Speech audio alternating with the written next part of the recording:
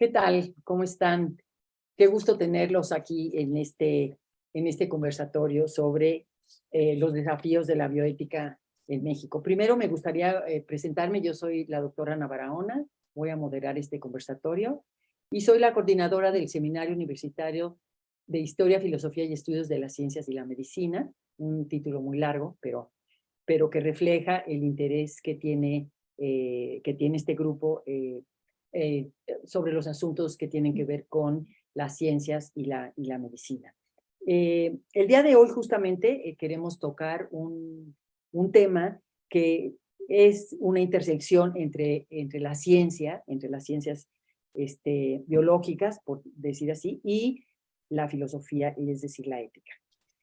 Sabemos que la bioética es una disciplina que nació hacia 1971 y que, en palabras de Daphne Feinholz, y la cito, se dedica al análisis de los problemas éticos que suscitan las modernas ciencias de la vida, la cual suministra métodos de análisis y resolución de problemas e intenta fundamentar las normas, aporta criterios y procedimientos de toma de decisiones fundados en el diálogo y la argumentación racional. Bueno, y antes de darle la palabra a nuestros invitados, yo sí quisiera decir que también la bioética debate sobre temas médicos, de los cuales hablaremos hoy, como la vejez, la eutanasia, el aborto, el consentimiento informado, etcétera, pero también de temas sociales como los derechos humanos, el acceso a medicamentos, el acceso a la salud, que también hablaremos el día de hoy, vacunas, salud mental, etcétera. Y por último, también sobre temas científicos como la clonación, la inteligencia artificial, que está ahora muy de moda, la biotecnología, etcétera. El día de hoy tenemos el gusto de contar con dos especialistas en temas de bioética, el doctor Jorge Linares y el doctor Arnoldo Kraus. El doctor Jorge Linares es doctor en filosofía, profesor titular de la Facultad de Filosofía y Letras de la UNAM. Es miembro de la Academia Mexicana de Ciencias, de la Asociación Filosófica de México y del Colegio de Bioética. Fue miembro del Consejo Consultivo de la Comisión Nacional de Bioética, que terminó su periodo justo el año pasado, y fundó y dirigió el Programa Universitario de Bioética de la UNAM. Ha publicado recientemente el libro Adiós a la Naturaleza, la Revolución Bioartefactual en el 2019, y también ha coordinado los libros publicados por la UNAM, Transhumanismo y Tecnologías de Mejoramiento Humano en el 21, y la pandemia de la COVID-19 y sus riesgos globales, que salió justamente el presente año. Gracias, Jorge, por estar aquí. Te damos la bienvenida, siempre muy calurosa. Muchas gracias. El doctor Arnoldo Kraus Weissman es médico, escritor y profesor de la Facultad de Medicina de la UNAM. Él es miembro del Seminario de Cultura Mexicana y también del Colegio de Bioética. Colabora cada semana en El Universal y mensualmente en la revista Nexos. Les recomiendo muchísimo sus artículos, son para todo público. Ha publicado, entre otros, muchos libros: Decir adiós, Decirse adiós, en el 2013, Dolor de uno, Dolor de todos, en el 2015, Recordar a los difuntos, en el 2015 también, Bitácora de mi pandemia, del 2020, ha coordinado los libros Suicidio, del 2021, y Bioética, Manifiesto por la Tierra, que tuve el honor de haber sido invitada por él en el 2022, y es coautor del Diccionario Incompleto de Bioética, junto con el doctor Rui Pérez Tamayo. Bienvenido, Arnoldo, muchas gracias por haber aceptado. Muchas gracias. Ahí en presentadores dice Enrique Kraus, que yo creo que ni a Enrique le gustaría ser Kraus, ni a mí Krause. Arnoldo Kraus, no me digas que dije Enrique. No, ahí dicen presentadores, doctor Jorge Linares y Enrique Kraus. No, perdón. Enrique no creo que quiera ser Kraus y yo no quiero ser Krause. Bueno, perdón. Entonces, perdónenme, auditorio, perdóname, Arnoldo. No, Arnoldo Kraus y el doctor Jorge Linares. Perdón. Bueno, tenemos, como va a ocurrir este conversatorio, es que vamos a tener unas presentaciones por medio presentaciones de los doctores Arnoldo Kraus y Jorge Linares. Y luego yo voy a empezar con una pregunta y luego vamos a continuar de esta manera. El doctor Jorge Linares nos va a hablar sobre la necesidad impostergable de contar con un sistema público de salud de acceso universal, mientras que Arnoldo nos va a hablar del tema la vejez, otra mirada. Y quisiéramos empezar, Jorge, ¿por qué hablar de la bioética en este momento en México? Muy bien, buenas tardes a todas y a todos. Muchas gracias, Ana, por la invitación. Querido Alnorno, siempre es un placer estar contigo. Bueno, la bioética aborda muchos temas muy importantes para cualquier país, cualquier sociedad. Y en México, pues estos temas siguen siendo muy cruciales para las políticas públicas, no solamente en salud, también en ecología y medio ambiente, en regulación de las industrias, no solo las que tienen que ver con las biotecnologías o la alimentación, sino con todo tipo de productos que inciden en la vida cotidiana. Y yo creo que tenemos en México, pues déjenme decirlo así, varios rezagos bioéticos que se ha avanzado por un lado, pero se ha detenido esos avances. Me referiré muy brevemente. Por ejemplo, pues la legalización de la interrupción voluntaria del embarazo que inició en la Ciudad de México en 2007, ha avanzado en otros estados, pero no es todavía una realidad en la mayoría del país, porque esto tiene que ir a estado por estado, tiene que ver con despenalización del aborto. Y según la estructura de República Federal que tenemos, pues tiene que pasar por cada uno de los estados, pero no ha ido avanzando y ahí yo noto pues pues una especie de ralentización, por decirlo menos, del proceso social de discusión de este derecho tan importante para las mujeres, uno de los derechos sexuales y reproductivos más importantes, ¿no? También podemos hablar que ha ido avanzando, pero también lentamente, por ejemplo, la legalización del matrimonio entre personas del mismo sexo, ¿no? Que también ha avanzado en varios estados, esto sí, en más de veintitantos estados hoy en día, pero no es todavía un derecho nacional y todavía existen problemas de retrocesos en otros estados. Por ejemplo, las personas que se casan, que son del mismo sexo, no, en algunos estados no pueden adoptar hijos e hijas, ¿no? No tienen ese derecho, entonces sigue habiendo una discriminación de facto. Y esto incide de manera muy directa en los derechos de las personas. Y en esta ocasión yo quiero referirme pues a un tema crucial que ahora también se está debatiendo, porque pues hay datos recientes, datos duros, como se dicen, de los análisis que hace la Coneval, y ya había varios informes pues, en años pasados, informes internacionales de la OCDE o informes que tiene el INEGI, de cómo en México pues los sistemas públicos de salud están fragmentados y no alcanzan a cubrir a la gran mayoría de la población, ¿no?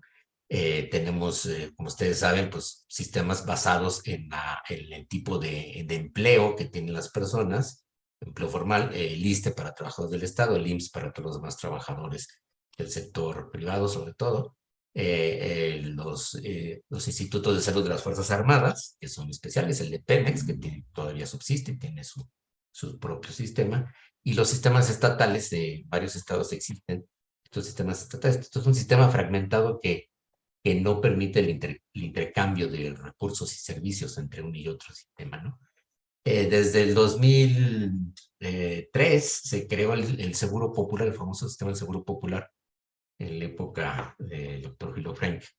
Y por cierto, ahora ha habido un artículo que publican varios investigadores, entre ellos Julio Frank, que analizan la desaparición del Seguro Popular, la formación del INSABI, que duró muy poco, que tuvo una existencia muy breve y pues muy poco fructífera, y ahora pues hay una reconversión de un sistema, pero el hecho es que pues, los datos nos arrojan que no tenemos todavía una cobertura universal en México.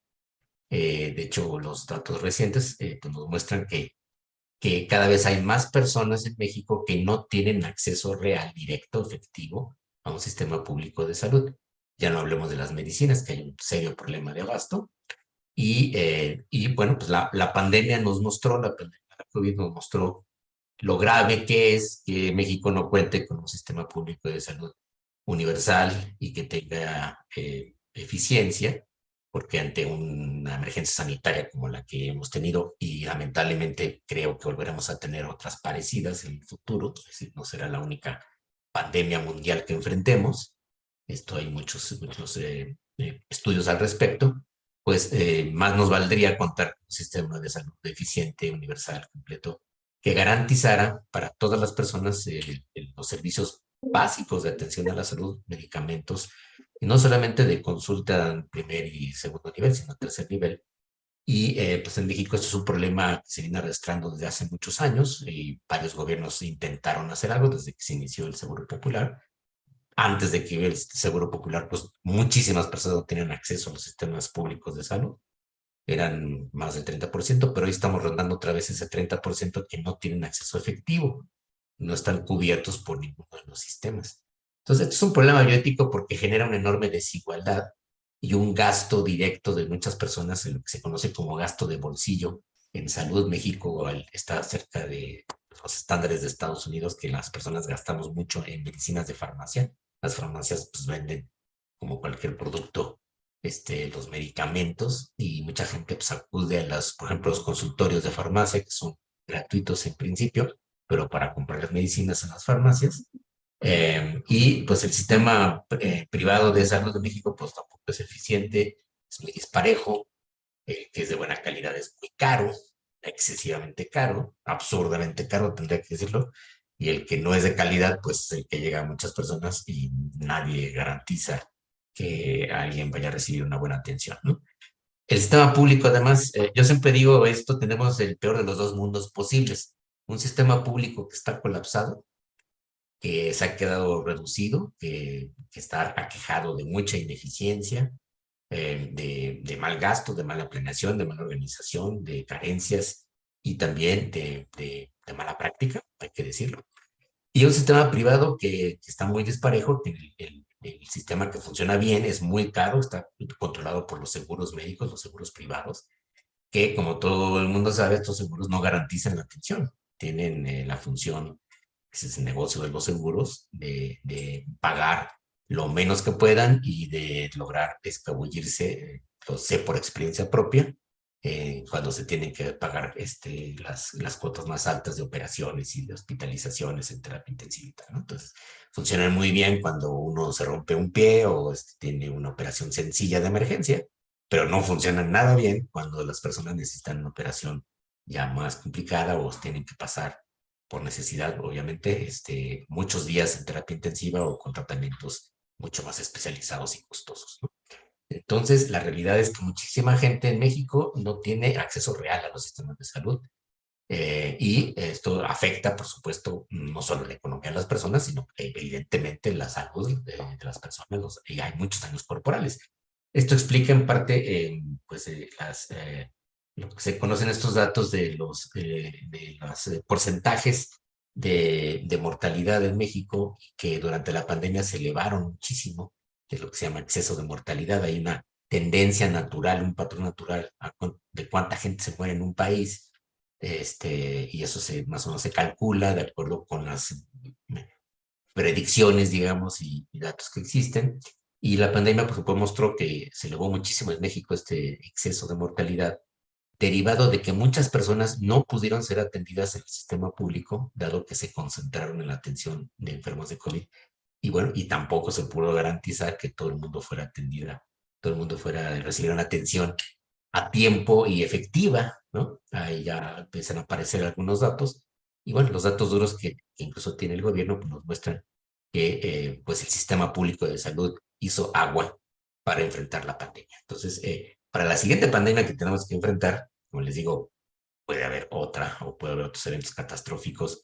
Ya no imaginemos si se combinaran con efectos catastróficos de eventos naturales, una erupción volcánica, ahora que estamos viendo cómo el cambio climático sí está acelerándose, contra incluso las predicciones del panel internacional, ¿no? Que siempre han sido muy cuidadosos y muy conservadores ¿no? en emitir sus reportes, pues ahora resulta que todo eso se está viendo muy corto porque las olas de calor no son un fenómeno inexplicable, pero sí es novedoso, y entonces, bueno, tendríamos nuevos problemas de salud pública, que, bueno, por definición, un problema de salud pública afecta a muchísimas personas, probablemente no a la gran mayoría de la población, pero sí a un número significativo de personas, y sobre todo a las personas que están, pues, en edad económicamente productiva. Esto tiene mucha relevancia para la economía y la política del país, ¿no? Pero también, bueno, se afecta a muchas personas, minorías que tienen enfermedades específicas o discapacidades, ¿no? o bien otras dolencias derivadas pues de hábitos de vida y de consumo. Entonces, bueno, México también tiene como característica principal, y esto es un dato que todo el mundo conoce por los estudios que tiene, por ejemplo, la OCDE, tiene una verdadera epidemia desde hace años de diabetes y de enfermedades derivadas desde el sobrepeso y la obesidad, sobre todo cardiovasculares, pues que el Estado mexicano no ha podido atender o no ha querido o no ha sabido atender en todos estos hechos. Una responsabilidad pública que tendría que haber mucho más investigación al respecto, mucho más acción por parte de los sistemas de salud. Esto es una responsabilidad compartida entre el gobierno, los sistemas públicos, las instituciones y la sociedad civil, por supuesto. Pero si no se le informa adecuadamente a la sociedad civil, no se está, digamos, insistiendo en estos temas todos los días, si no se transmite esto en la educación pública, si no se capacitan más personal médico, tenemos un déficit de personal médico, son otros datos muy claros, y este déficit se viene arrastrando desde hace por lo menos por más de 2 décadas, y no hay una planeación adecuada. Entonces hay un problema serio y esto tiene implicaciones afecta directamente pues el desarrollo del país, incrementa la desigualdad, genera costos enormes para las personas. Entonces hoy en día se sabe que que las familias tienen que gastar más en cuidados médicos de carácter privado, y aún dentro del sistema público, pues todo el mundo sabe la experiencia del sistema público, que no habiendo los insumos, los recursos, los medicamentos, las personas tienen que pagar hasta las gasas, ¿no? Las gasas son hasta los insumos para las cirugías, ¿no? Porque no hay abasto suficiente de ese material. En los hospitales nos hemos acostumbrado a que eso sea normal en este país, que no es lo normal en muchos países de desarrollo igual al nuestro, o incluso de mucho menor desarrollo al nuestro, ¿no?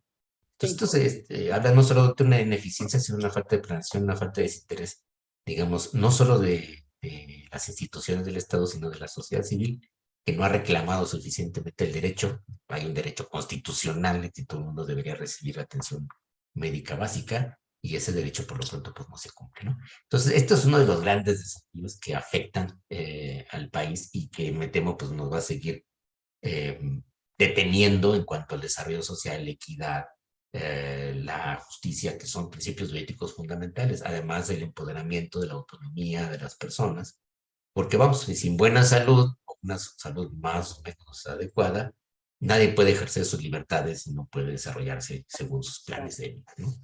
Claro. Bueno, muchas gracias, Jorge. Quisiéramos oír la opinión también de Arnoldo, por favor, sobre lo que veníamos hablando al principio, ¿no? ¿Por qué hablar de la bioética en este momento en México? Porque es un tema de actualidad. Y para ahí pasar al tema de tu charla el día de hoy, no sé si lo voy a decir correctamente, de envejecer con calidad. ¿Cuál es? Si nuestra esperanza de vida aumenta y ha aumentado como producto del avance de la medicina, las tecnologías, etcétera, entonces, ¿cómo podemos pensar en una vejez de calidad? Y de eso quisiéramos que nos hablaras. Ana, si no te importa, no sé, en cuanto al tiempo, no sé cuánto tiempo vamos a estar aquí, creo que hora y cuarto, hora y media. A mí me gustaría comentar mucho de lo que dijo Jorge.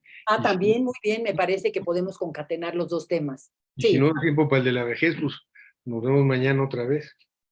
ok, ok. Bueno, a mí, Ana, gracias por invitarme. Gracias, mi querido Jorge, cuando te conocí no tenías barba blanca, pero bueno, veo que sí, estás con barba blanca, pero cada vez más fluido e inteligente comentarios. Y caray, perdón, a lo mejor lo de la vejez ahora lo dejamos un poco al lado, porque Jorge dijo muchísimas cosas muy importantes. Y un poquito tomando lo que al principio decía Ana, la verdad es que la biótica nace antes, nace con Fritz Jarr, un sacerdote alemán, conservador, que también era politólogo, y esto es justo antes de la época del nacionalsocialismo. Pero la palabra biótica se le debe a él, a Fritz Jarr, quien empezó a hablar de la necesidad de acoplar las actividades del ser humano a lo que es la biología en general, la naturaleza y el entorno. Entonces, esto lo comento porque estos de 1938, 1939, antes del ascenso del nacionalsocialismo, es decir, ya pronto serán casi 100 años desde que Fritz ya nos invitó a hablar de esto y posteriormente, como dijo Ana Barahona, Potter hace 50 años aproximadamente. ¿Qué ha pasado con todo esto? Y es mucho de lo que estaba tocando mi compañero Jorge Linares. Pues han pasado cosas malas y en México yo creo que han pasado cosas muy malas. Jorge, pues caray, habló la mitad como médico y la mitad como filósofo. Entonces voy a agregar algunas cosas interesantes a lo que dijo Jorge.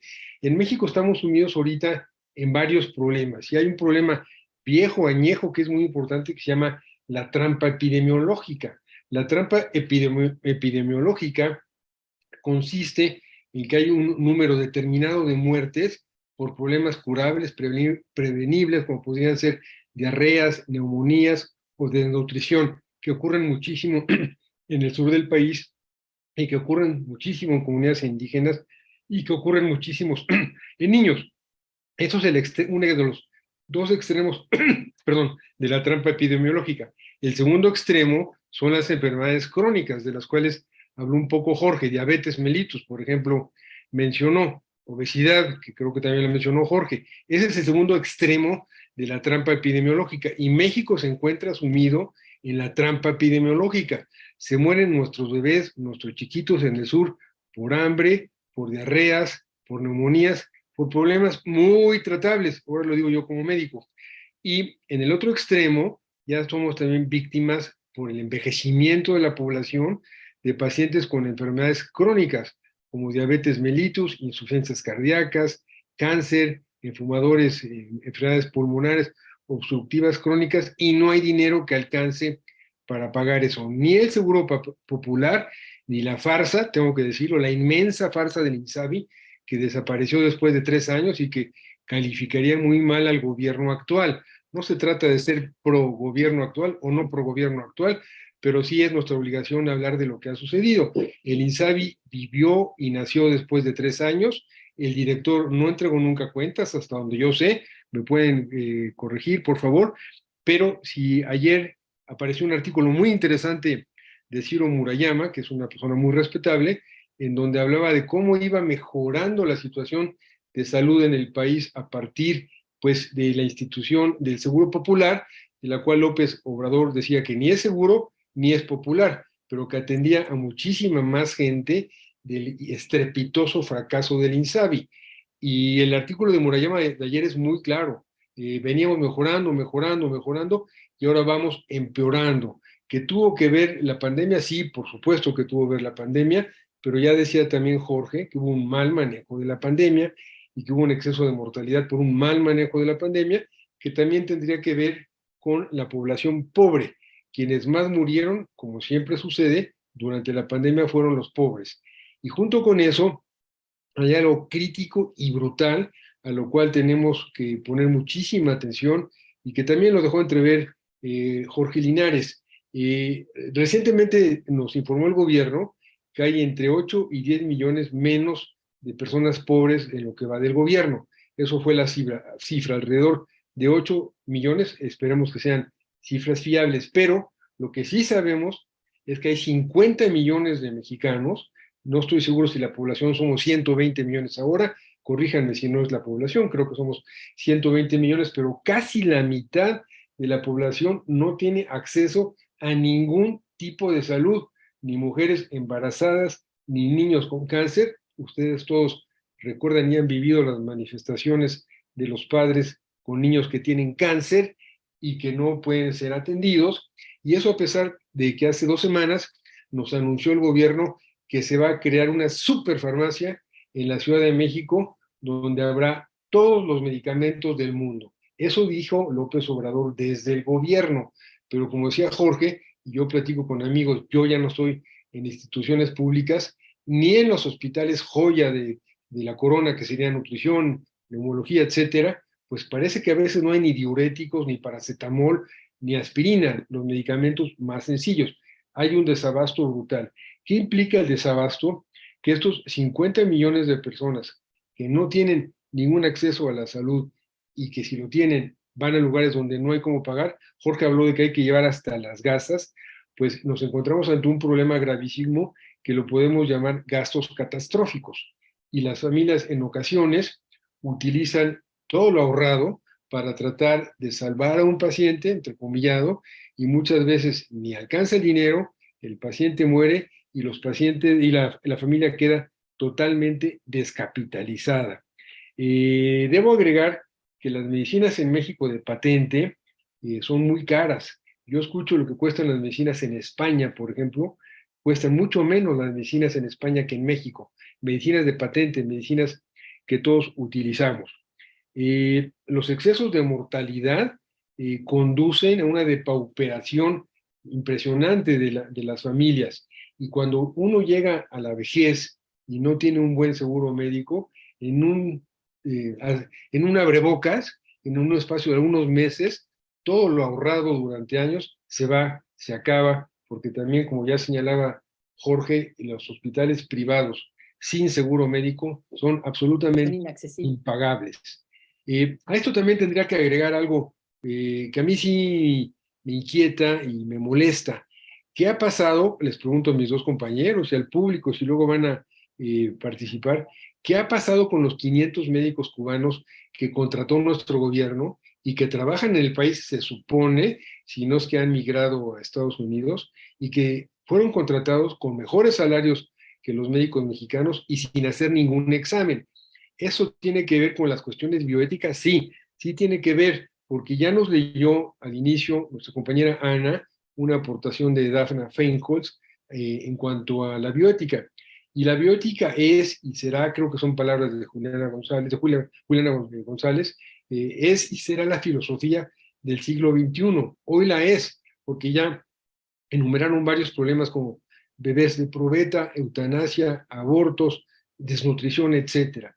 Entonces, yo ahorita abrí muchos temas, no importa, aquí solo un conversatorio que espero que alimente un poco las dudas en el público y que nos siga haciendo dialogar a Enrique y a Ana y a mí, y si quieren, Jorge, perdón, y luego, de ser necesario, hablo de lo mío, pero pues aquí sí me gustaría escuchar los comentarios de Jorge y de Ana respecto a lo que yo analicé rápidamente, someramente, pero tenemos que pensar dónde está el divorcio brutal que hay entre 8 o 10 millones menos de gente pobre, tal y como anuncia el gobierno, y 50 millones de mexicanos, lo digo con acento, no con un acento macartiano de denuncia, pero sí con un acento que no tiene ningún acceso a la salud. Si ustedes ven las noticias, no es del todo infrecuente que las mujeres en la Sierra de Oaxaca o Puebla den a luz en la sala de espera, porque no hay ni quien los atienda, ni hay médicos suficientes para estar al pendiente de estas pobres personas. Bueno, con esto acabo esta primera intervención, Ana y Jorge, y pues si quieren alimentar eso o pasar a lo que sigue. Gracias, Arnoldo. Sí, mira, tejiendo un poco sobre lo que los dos han hablado, lo que Jorge nos presentaba, ¿no? Que es bueno, cómo enfrentar nuestro sistema de salud esta problemática desde el punto de vista de la bioética. Se liga perfectamente bien con lo que tú mencionas en uno de tus artículos recientes, Arnoldo, sobre la vejez, porque tú dices, hablas de vejez con calidad, pero la palabra aquí crucial es la palabra calidad. Y una de los puntos que tú mencionas para que se cumpla esto es contar con servicios de salud universal, que es justo de lo que Jorge nos ha estado hablando. Entonces, no podemos, nadie se está haciendo más joven, ni en México ni en el mundo. Todos vamos a transitar hacia una vejez más tarde que más temprano, ¿no? Entonces, sí es un imperativo ético, ¿no? Que nos pongamos a pensar en esto que es ineludible, ¿no? Nadie por más que haya muchas películas de ciencia ficción en donde se trate de encontrar el santo grial de la eterna juventud, pues yo creo que es un problema que es bastante, bueno, pues que es alarmante que no nos detengamos con la suficiente seriedad a pensar en ello. Y entonces, juntando estos dos aspectos, más el comentario de los últimos datos sobre el aumento, el descenso de la pobreza, aunque hay ahí un pequeño detalle, que sí disminuyó las personas en pobreza, pero no disminuyó a la par el de la pobreza extrema. Entonces también ese es un desglose que es importante mencionar. Y si a esto sumamos lo que nos acaban de decir ustedes, de que no contamos con servicios de salud universal, que en muchos medios se ha dicho que pronto vamos a tener, como si estuviéramos en Europa, en particular en Dinamarca, pues esto representa un problema muy importante en un país con tantas desigualdades como nosotros. Y entonces, pues cómo enfrentar estos problemas desde el punto de vista de la bioética, ¿no? Que es lo que queremos nosotros destacar ahora, no desde el punto de vista de los médicos, ni de los científicos, ni de los biotecnólogos, sino desde el punto de vista de la filosofía. Yo también estoy de acuerdo en lo que dijo Arnoldo, de que la bioética, en palabras de Juliana, pues es la filosofía del siglo XXI, porque nos atañe a todos, ambiente, salud, economía, incluso zonas geográficas, en fin, es imperativo que nos pongamos a pensar en eso. Y no sé, te daría la palabra, Jorge, si tú quieres continuar. Sí, muy bien. Quizá la confusión de los nombres es que yo también me llamo Enrique. Ah, claro, Por ahí empezó la duda. claro, Pero también. bueno, ¿sabes qué? No importa si me dice Enrique. A ver, un sistema universal de salud, como los que existen en algunos países, que no en la mayoría, por cierto, que no es tampoco tan caro como se piensa sostenerlo, es una muy buena inversión. Un sistema universal de salud implica que cualquier persona, independientemente de si en dónde trabaja, es más, de si trabaja o no trabaja, de si es rico o pobre, tenga derecho al servicio público. Punto. En México eso no sucede, ¿no? Y ese es el problema, está fragmentado y está muy mal organizado, mal gastado los recursos públicos en un sistema. De hecho, se Que está interfieren. lejos de suceder también, ¿no? Sí, y hay ahí problemas de orden laboral, político, etcétera, pero se tiene que arreglar con políticas públicas. Para eso están los gobiernos, el Congreso, etcétera, establecer las regulaciones adecuadas como para hacer un sistema unitario, ¿no? Que de acceso universal. Entonces, alguien diría, bueno, pero ¿por qué los ricos tendrían derecho al mismo sistema que los pobres? Los ricos se van a ir a los hospitales privados de todos modos, ¿no? Pero el asunto es que el derecho se está garantizado, que cualquier persona tenga acceso a estos sistemas con los tratamientos básicos y los medicamentos básicos, ¿no? Que es lo que hoy tampoco hay en México, ¿sí? Entonces, bueno, esto vamos a enlazarlo con el tema de la vejez, porque fíjense que todas las predicciones epidemiológicas, también estamos en otra trampa epidemiológica, porque la sociedad mexicana está envejeciendo rápidamente. Hoy en día los mayores de 60 son de más o menos el 12%, según las proyecciones, en unos cuantos años, 2, 3 décadas, serán el 18% o el 20%. Entonces México ya es un país envejecido. Se acabó el bono demográfico que perdimos, de que había muchísima gente joven que podía haber trabajado, impulsado el país, etcétera, y estamos envejeciendo. La prueba son mis caras, como dice Arnoldo, ¿no? Los que éramos jóvenes ya no los vemos y no los vemos. Ahora, para envejecer bien, que es lo que mucha gente quisiera, envejecer bien, pues necesitas un sistema público de salud que te dé un soporte, porque resulta que envejecer con calidad de vida cuesta mucho dinero hoy en día, y si no tienes ese sistema público de salud, pues te vas a tener una vejez bastante mala, con muchos achaques más allá de lo normal, digamos, de muchas enfermedades. Increíblemente en el mundo, pues, hay un tema bioético ahora que es pues, el transhumanismo y hay gente que piensa que se puede eliminar la vejez, que se puede tratar el envejecimiento como si fuera una enfermedad y eliminarlo de la especie humana, más bien de unos cuantos individuos.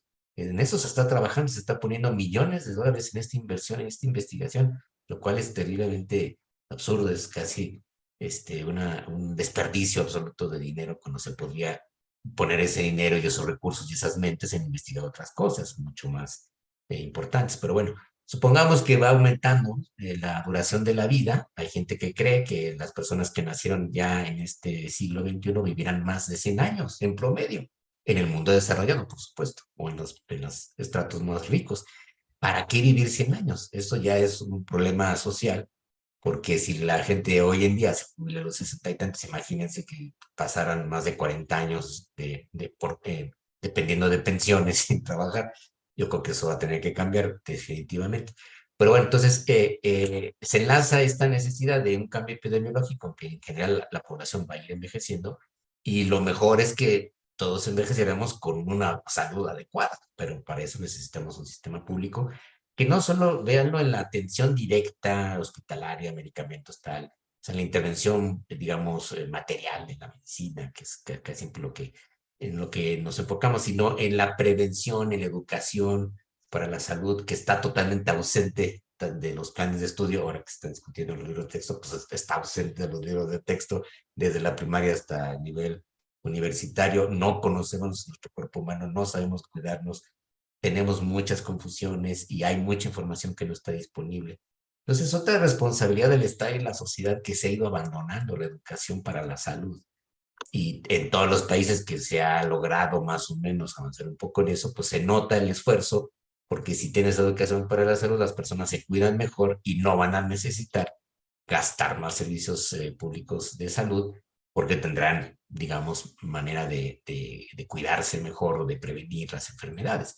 Sin embargo, pues las toxicidades a las que estamos expuestos por todo lo que comemos, bebemos, respiramos y con lo que estamos en contacto en todas las ciudades y más en las más contaminadas de este país como México, pues estamos expuestos a recibir daños corporales que tarde o temprano nos van a afectar de una manera inevitable en enfermedades terribles, algunas como el cáncer y otras enfermedades que van a ir dañando. Por ejemplo, acaba de salir un estudio, ahora que estamos también la discusión sobre la energía nuclear y las armas nucleares y tal, que probablemente muchas personas que han trabajado en la industria nuclear, que se decía es una industria con mucha alta seguridad industrial, pueden tener afectaciones por la radiación, si es a baja escala, pero después de muchos años, y eso nunca se ha estudiado bien, ¿no? Igual que otras cosas, muchas otras cosas que afectan a nuestros cuerpos, que son pues, las afectaciones por los químicos, por toxicidades de todo tipo, o químicas o de microorganismos y por supuesto de radiación, ¿no? Entonces, por eso digo que es una necesidad impostergable. Si no logramos tener como sociedad, como país, un sistema público eficiente, de calidad, adecuado para todos, somos ya como 129 millones, Arnoldo, y si le suman los que están en Estados Unidos, el de México es mucho más grande que eso. Entonces, y de hecho, en un sistema público ahora hay un problema en muchos países que cuando uno va como extranjero de visita, te exigen un seguro médico privado porque no quieren gastar en los extranjeros. Y eso es tu contrario a derechos humanos. Los sistemas públicos de salud en cualquier parte del mundo deberían atender a cualquier persona. Claro, el problema ya se vio en la pandemia, es que qué pasa si empieza a haber migraciones por miles y cientos de millones a los países que tienen buenos sistemas de salud, ¿no? Entonces, hay una barrera natural, física, digamos, de la entrada por las aduanas y tal. Pero me temo que en algún momento dado eso ya empezó a suceder en la pandemia. Puede haber una especie de migración forzada por buscar los servicios de salud en donde sí existen, en donde sí son accesibles, no en Estados Unidos, pero sí en Europa. Y bueno, eso debe ser un derecho humano fundamental, que un sistema público atendiera a cualquier persona que lo necesita. Así de simple, se plantea desde un punto de vista filosófico que así podría ser. ¿Cómo hacer, digamos, cómo sostener esto económicamente? Bueno, hay muchas vías que se han intentado, por supuesto, por los impuestos, por la cooperación de las empresas, del sector privado, sector público, se pueden combinar. No quiere decir que todo sea gasto público. Y que las personas que podamos pagar paguemos unas cuotas razonables, ¿no? Por los que no pueden pagar. Es un sistema de subsidiariedad y solidaridad que sí es posible organizar. Hoy con inteligencia artificial se puede hacer mucho más fácil, ¿no? Y evitar la corrupción, igual que la compra de medicamentos y tal.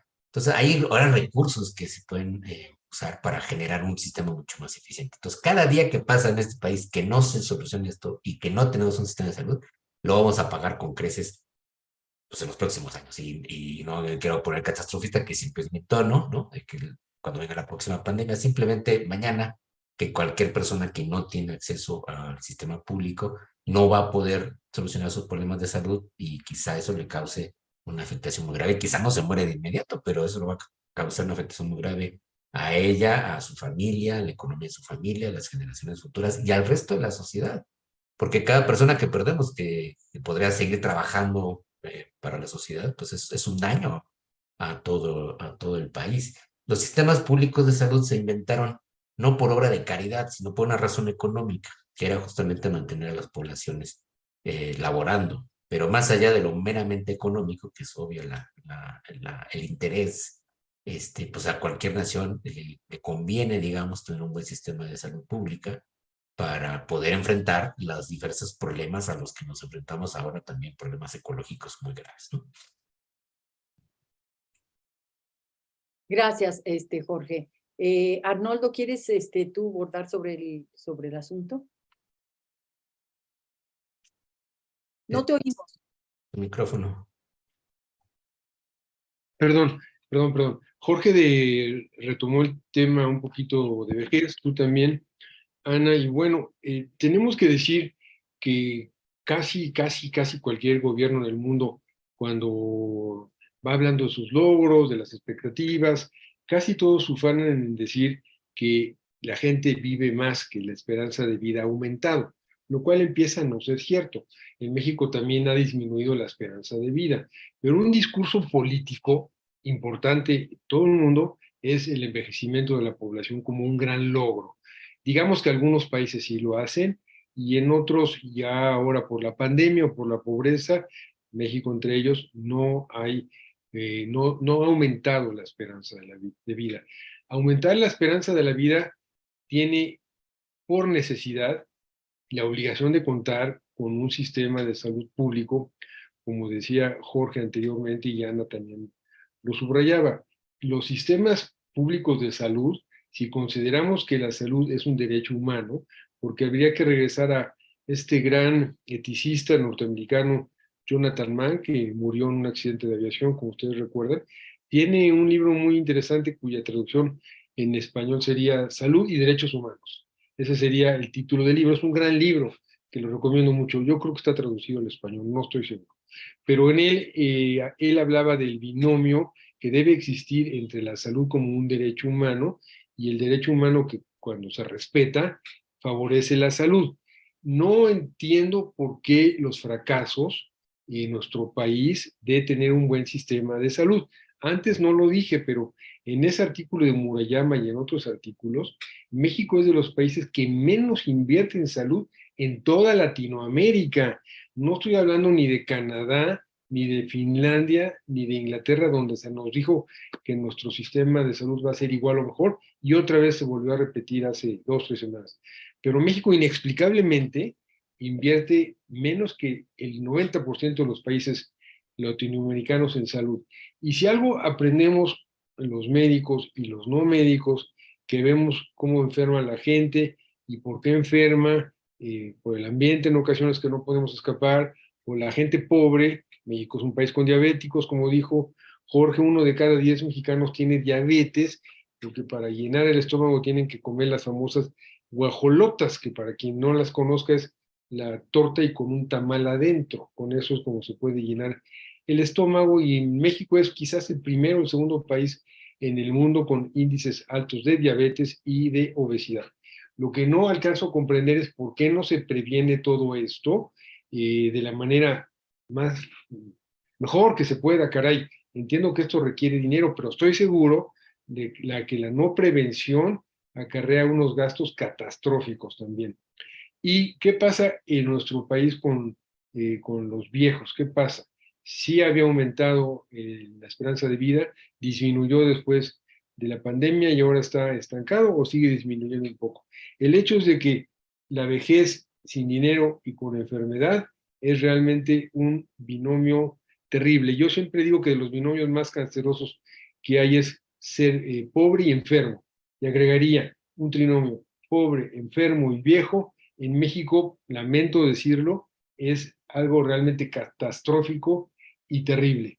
Entonces, habría que cuestionar a nuestras autoridades de salud de este gobierno y los pasados también, por qué México no ha invertido lo que invierten otros países como Brasil, como Perú incluso, como Bolivia, países más pobres en ocasiones en salud. Quizás porque ellos sí saben que es más barato evitar enfermedades como diabetes, que insisto, lo voy a llamar una enfermedad de la pobreza, la diabetes. Quizás mis amigos endocrinólogos o epidemiólogos no estén de acuerdo. Igual la obesidad es una enfermedad de la pobreza y el extremo de la desnutrición en el sur del país.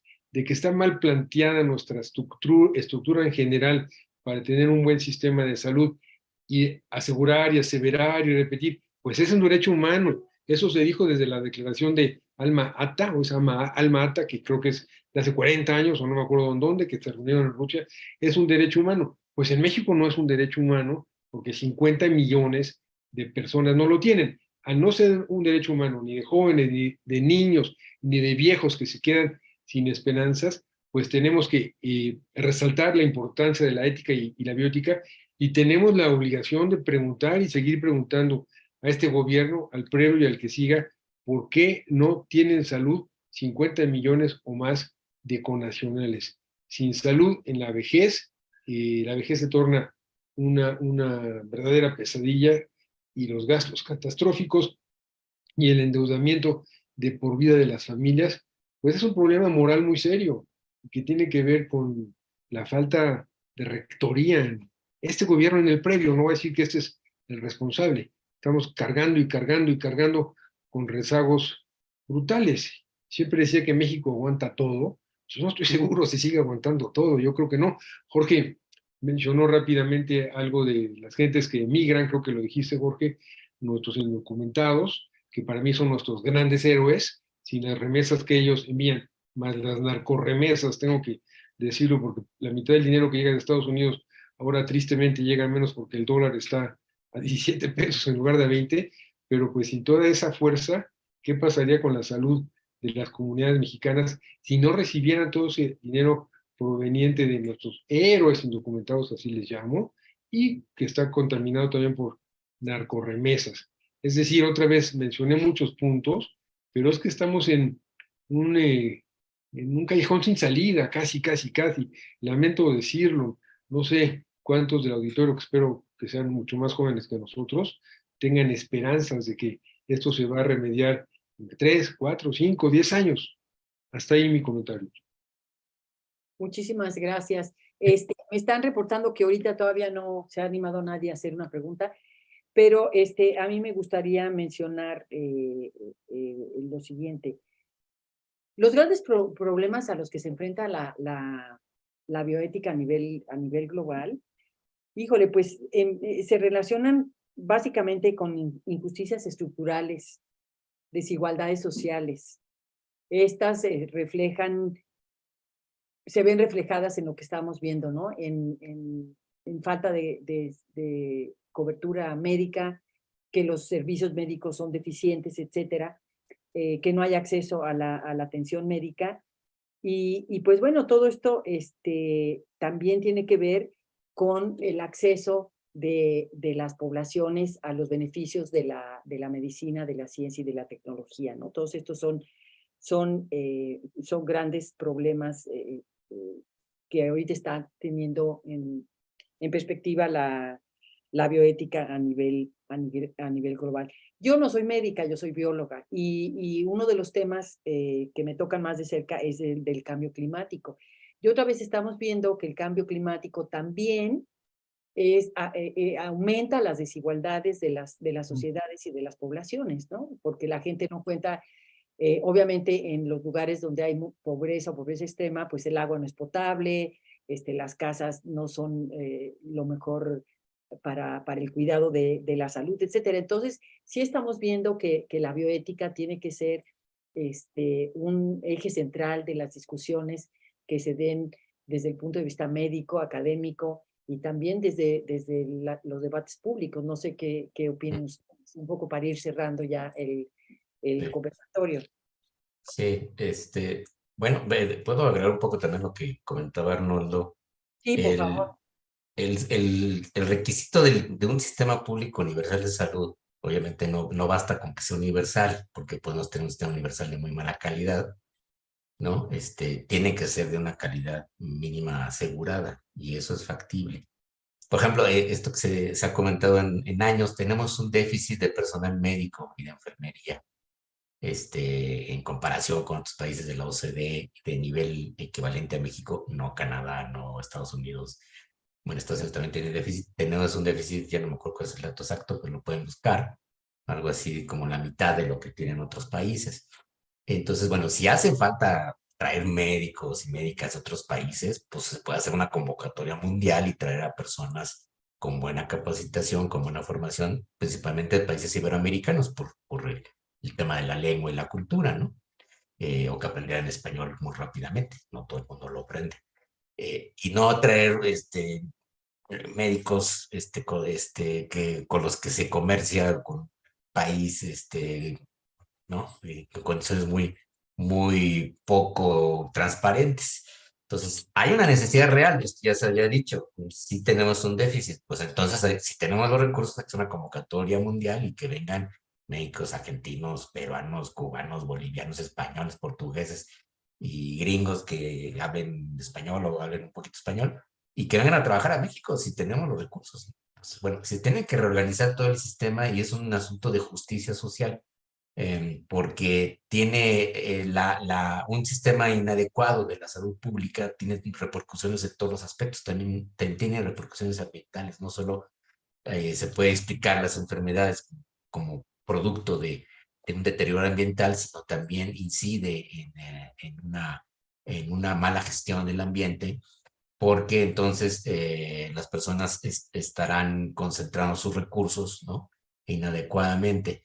Por ejemplo, la regulación de la industria alimenticia, que es otro problema en México durante años, ¿no? El Estado mexicano es muy débil para regular sus industrias.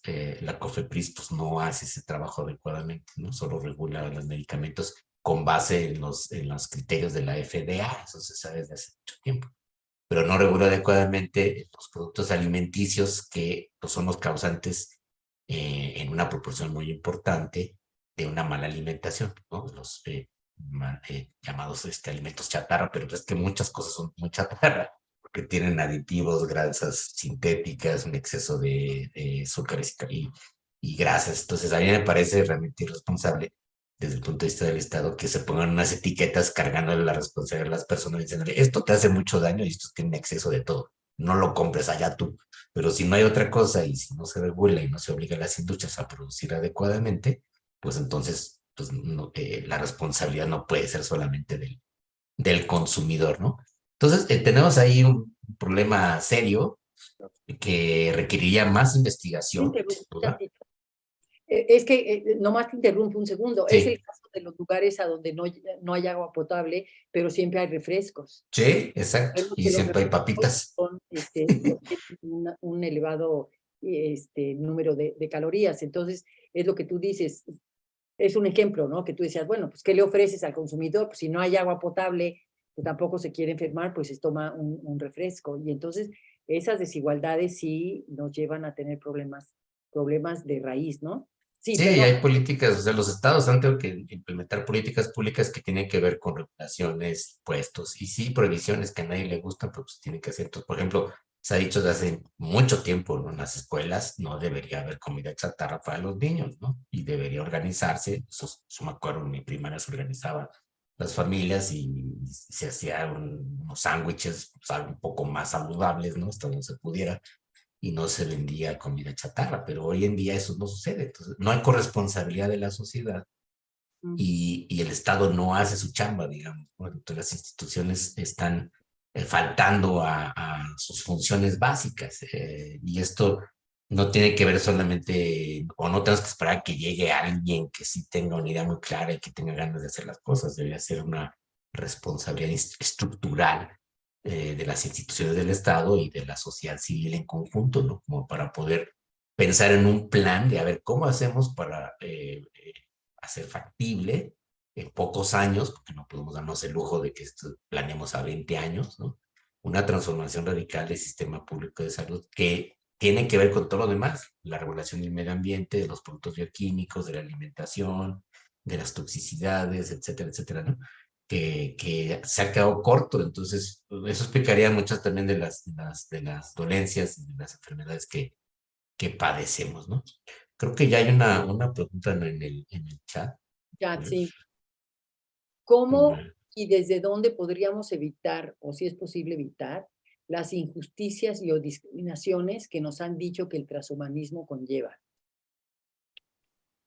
Yo creo Bueno, que yo está para Jorge. sí, sí, yo he estudiado este tema y verás que parece absurdo que en los países más desarrollados haya personas que estén discutiendo esto, o sea, cómo vamos a transformar la especie humana en otra cosa por vía biotecnológica y hacer que las personas vivan más de 120 años, ¿no? Ujú. O que se vuelvan súper inteligentes o súper poderosas o inmunes a enfermedades, etcétera, etcétera, cuando no podemos resolver todo lo demás, ¿no? Entonces, bueno, hay un debate filosófico de fondo que algunos piensan en una perspectiva muy liberal, que todo avance tecnomédico es propicio y que en todo caso cualquiera tendría derecho a acceder a ello, si es que puede, ¿no?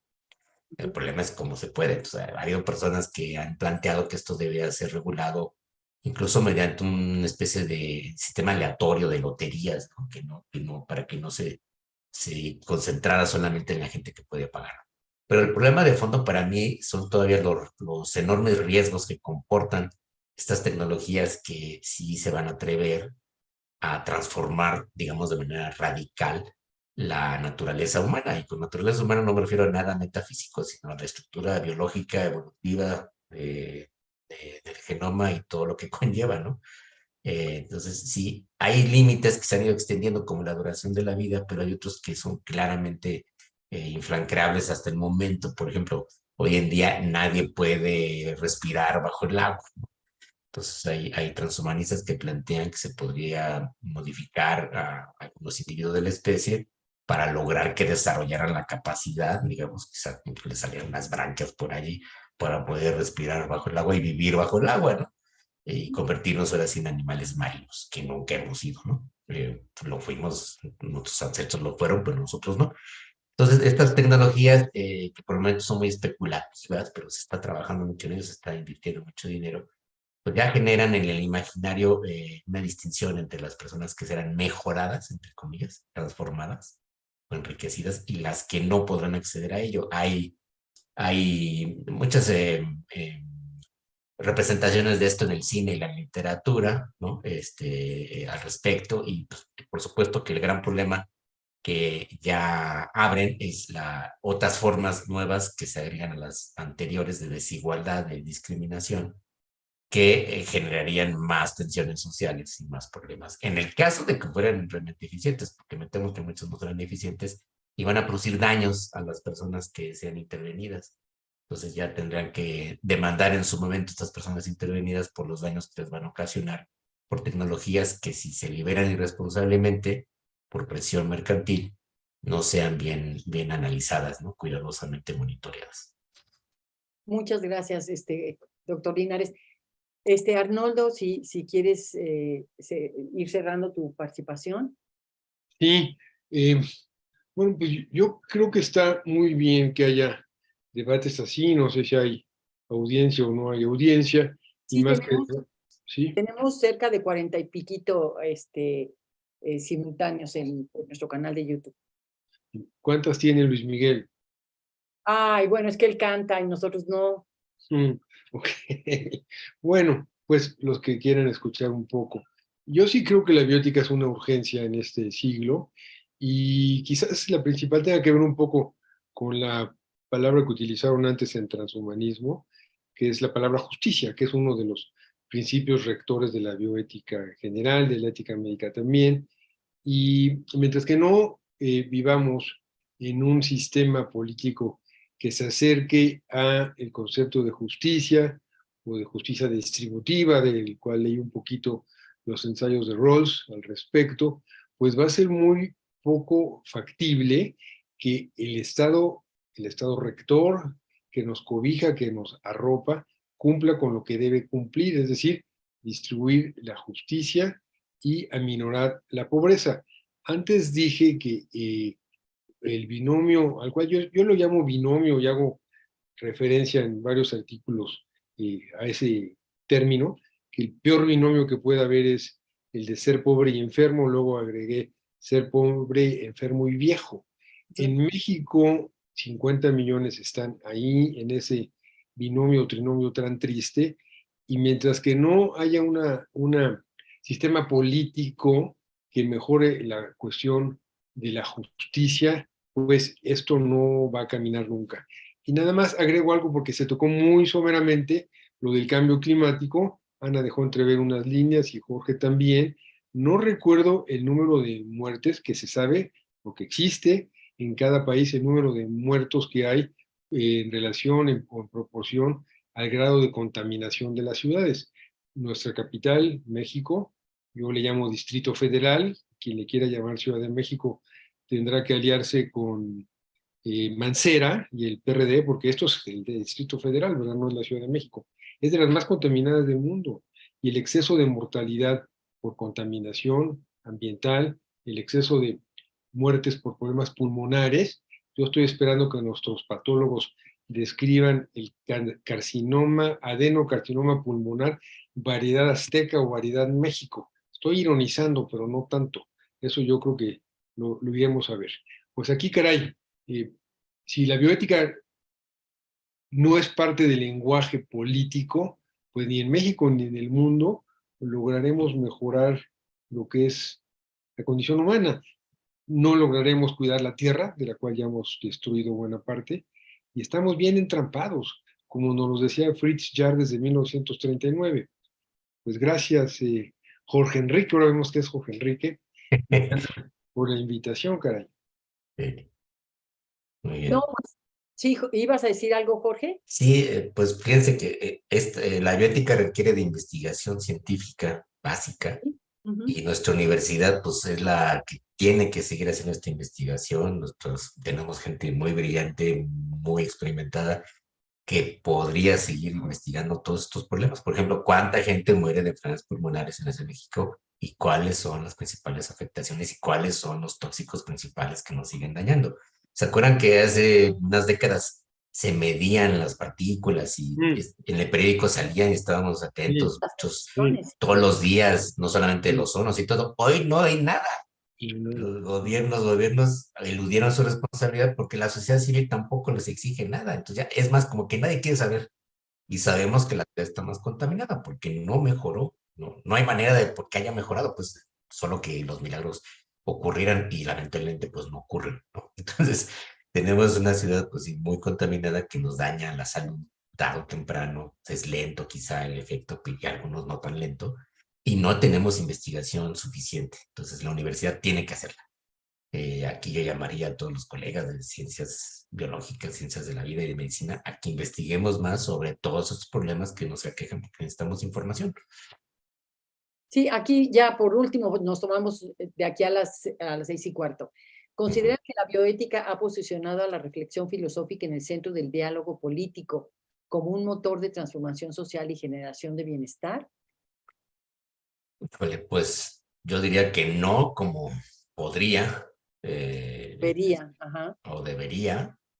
Incluso alguna vez se ha hablado del fracaso de la bioética en la pandemia. Para mí representó una evidencia del fracaso de la bioética en ese contexto social y político, porque a los bioticistas nadie les hizo caso. Y hay otros colegas del colegio que me dijeron, no, estás exagerando, ¿no? La bioética está viva, hay mucho debate. Pues sí, mucho debate académico, pero los gobiernos y los oficiales, como dicen en inglés, de los sistemas públicos de salud, no le hicieron caso a los bioéticos, a las personas que hacen bioética, ni las llamaron a cuentas, ni les pidieron opinión, ni les pidieron recomendaciones, ¿no? También estuvo el tema del triaje, que fue muy polémico, porque un artículo al respecto, hubo muchos debates, muchas discusiones y poca efectividad. Entonces, hay que revisar otra vez los métodos de triaje, y ahí es un gran tema bioético desde hace mucho tiempo, porque se vuelve una necesidad en una situación como una pandemia mundial. En relación a lo que dijo Jorge, algo rapidísimo, y a la pregunta, por supuesto, la cruda realidad es que si uno escucha a los políticos, y hablemos de México, que es donde estamos, casi no utilizan los términos ética ni bioética, casi no los utilizan, no creo que los conozcan. Recuerden ustedes, van a saber más que yo, cuando le preguntaron al embajador, al gobernador de San Luis Potosí hace mucho, qué era la moral, recuerden de quién era, él decía, es un árbol que da moras. Sí, es El cierto. famoso, sí, el famoso Santos, ¿cómo se llama? Sí, Ahorita ya todavía no me acuerdo, en San Luis Potosí yo creo que era el sí. gobernador. Dijeron, oiga, ¿qué es la moral? Y el moral decía, pues es un árbol que da moras. Yo lo digo en serio. Y Santos algo, ahorita me acuerdo. Pero ahora en los discursos de nuestros ministros, de la presidencia, etcétera, pues muy poquito se dirigen a la cuestión de la bioética. Lo que hizo López-Gatell, pues parece que no es muy bueno. En Brasil quieren llevar a los tribunales de La Haya por crímenes de lesa humanidad a Bolsonaro. Ahí hubo más muertos, creo que 600,000, no sé cuántos. Sí. Lo quieren enjuiciar y llevar a crímenes de lesa humanidad por el descuido en el tratamiento de la pandemia. En México no sé qué decir, sé que morían los pobres mucho más, eso sí lo sé. Hay estudios de gente que se dedica a eso, pues eso tiene que ver con el Estado, es responsabilidad del Estado, es la falta de dinero que lo roba el Estado, etcétera, etcétera, etcétera. La biótica también es política, absolutamente. Tenemos que politizar el tema. Y yo nada más concluiría rapidísimo, porque los que nos estén escuchando, 40 y nosotros 3, somos personas que tenemos derecho a la voz. Siempre me gusta eh, eh, citar un poquito el prólogo al inmenso libro Los Condenados de la Tierra de Frantz Fanon, que seguramente lo conocen ustedes, cuyo prólogo lo hace Sartre, que mucha gente habla bien de Sartre, otros no, pero en el prólogo él decía: de los 1.500 millones que habitan en el mundo, este libro tiene 50 años más o menos, 1.000 no tienen derecho a la voz y 500 sí tienen derecho a la voz. Los que tienen derecho a la voz tienen que exigir, pedir, demostrar con cartas de lo que no está sucediendo o sí está sucediendo. Para mal, que fue mucho lo que dijimos. Y los que estamos aquí, pues tenemos la obligación de usar la voz. Y es quizás la idea de Ana Barahona al habernos invitado a Jorge y a mí a platicar con ustedes, el público. Sí, no, pues yo no me queda nada más que agradecerles, Jorge Linares, doctor Jorge Linares, doctor Arnoldo Kraus, haber aceptado y participado en este conversatorio, los desafíos de la bioética en México. Y nada más les recuerdo que este conversatorio se queda colgado en la página de nuestro seminario y ya iremos viendo posteriormente cuántas reproducciones tiene. Por el momento tuvimos cerca de, creo que lo último que me pasaron de dato es 40 y algo de personas que estaban en vivo, pero también mencionar que vamos a tener reproducciones y ya iremos viendo. Pero eso, pues nosotros tenemos que seguir haciendo el esfuerzo de dar a conocer estos temas, de hablar en los foros en los que sea necesario, llamar la atención sobre esta reflexión filosófica de estos problemas que tiene la humanidad, ¿no? La salud, la vejez, el cambio climático, la desigualdad, etcétera, etcétera. Pues les agradezco y espero vernos muy pronto. Muchísimas gracias. Muchas gracias.